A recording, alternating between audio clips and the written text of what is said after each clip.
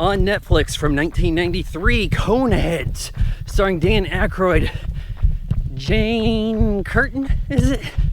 And every comedian you've heard of. Because let me tell you, this movie is chock full of cameos. Just about anybody that has a line is an established somebody.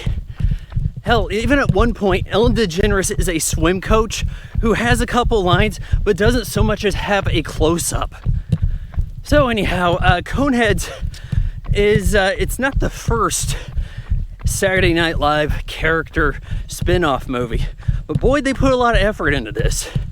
Dan Aykroyd is it Beldar or Remlac? I can't remember which. Him and his wife Jane Curtin, they come down to Earth, okay? And they have to stay here for a bit because their ship malfunctioned. Miraculously, I suppose.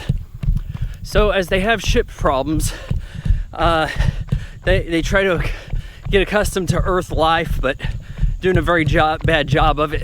I like how they call everybody here blunt skulls, while these people have like a 12-inch cone atop their head, okay?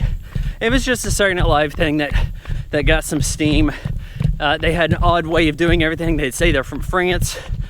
Hell, Adam Sandler provides them with fake identities. He knocks her up. They do all kinds of weird stuff. They eat the pink stuff in the wall like it's cotton candy. They sleep vertically with the bed cut out to give impression as though they're laying down. And they end up getting a teenage daughter, who, by the way, pretty cute. I don't know why she falls for Chris Farley, but she does.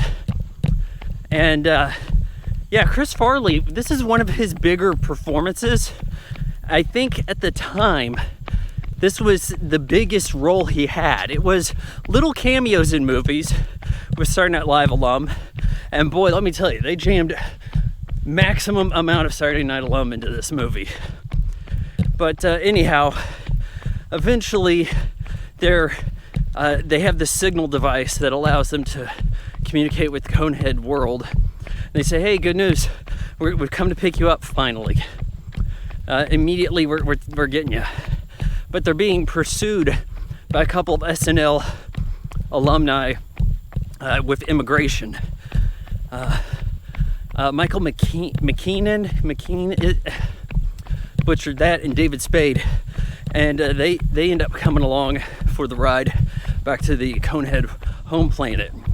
There, the ruler, I think it's Dave Thomas. So yeah, if you're not going to be in Saturday Night Live to get in this movie, maybe some kind of role in a Canadian show will do it for you.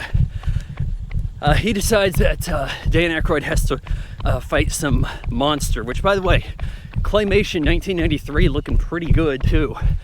I'm gonna try to head where there's less people. So yeah, he ends up taking the thing down, uses his golf skills that he developed on Earth, becomes a bit of a hero, is allowed to head back to Earth, which, by the way, that Conehead world, there was a lot of thought put into that. There was a lot of makeup that had to be done. There was a lot of production design. Did this get much recognition? Probably not. I mean, even had some half-decent costumes. So, heads back to Earth, but he's only allowed to take one human. He takes the boss, leaves David Spade behind, who kissed his ass on the Conehead world. And I guess at some point they hit the moon, because they want to kind of highlight that at the end. Dan Aykroyd fakes out Earth having defense laser, gets all the Conehead ships that were going to attack Earth to flee. Everybody lives happily ever after. The moon has a chunk missing. What this has going for it is not being the worst SNL movie and having a ton of cameos from people that you know. I give Coneheads 2.5 out of 4 stars.